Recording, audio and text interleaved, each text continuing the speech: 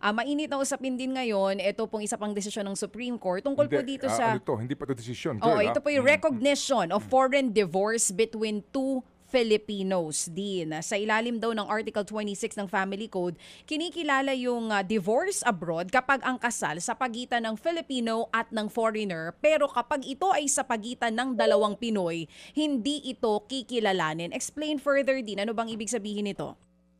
Yun na nga.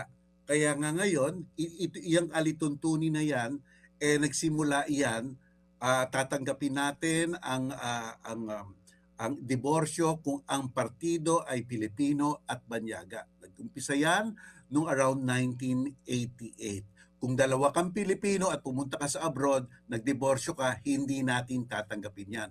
Kaya ngayon, ang Korte Suprema, nag-iisip na ulit ngayon, dapat ba nating baguhin na ang alituntunin na ito? Ano ang implikasyon kung babaguhin natin ito? Kaya nagpatawag ang Korte Suprema kahapon ng mga tinatawag na amicus curiae, mga friends of the court, yung mga bihasang tao, para tingnan ang kanilang mga kaisipan dito. At with all due respect and with all modesty, napatawag nila ako. Ang sabi ko sa kanila ganito, kung sinasabi niyo na ang marriage between Filipino and a foreigner is not against morals and against public policy, bakit naging against morals ang Pilipino at Pilipino kung ang kanilang pinagdaanan na kahirapan ay pareho lang? Kung inaabuso ng Amerikano ang Pinoy, kung nangaabuso ang Pinoy sa Pinoy, di ba pareho lang iyon? Pangalawa, sabi ko, ito parang may colonial mentality ito. Sapagkat nung araw, ang mga tinatawag na native, may lesser rights, mababang ang mga karapatan nung araw nung 18th century. At para tumaas ang karapatan nila, iuugnay nila ang sarili nila sa isang banyaga.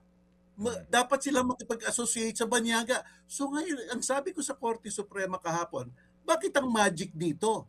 Maki-associate ka, kasal ka sa Amerikano, bago ka magkaroon ng freedom. Oo. Mas mahalaga ba ang freedom ng banyaga at Pilipino kaysa sa Pilipino at Pilipino? Ano ang kaibahan diyan, 'di ba? At saka ang mangyayari dito, kung sa Amerika single ka at kung sa Pilipinas ay kasal ka pa, nag-iimbita ka ng bigamya. Nag-iimbita ka ng pakikiapid. Lahat ng mga normal na ugali ng pagmamahal, companionship, pagmamahal, pagkalinga sa isang tao, magiging criminal act. Diba? Bakit ganun tayo? Parang may mali ang society. Kaya ang sabi ko, napaka-obnoxious ng ating public policy ngayon. May diskriminasyon laban sa Pilipino, racism. Dahil Pilipino ka lang, hindi mo i-entertainin yan. Number 2, sinabi ko, xenocentric. Pinagpapahalagahan mo ang pagpapakasal sa isang banyaga. At saka colonial mentality pa tayo hanggang ngayon. Tanggalin na natin yan para maging pantay tayo sa lahat. Hindi pwedeng, kasi ang buong mundo ngayon, tinatanggap na single ka, ikaw na lang Pilipinas, sa sarili mo pang bansa, diyan ka pa pinapahirapan. Di ba parang may mali na sa public policy yan?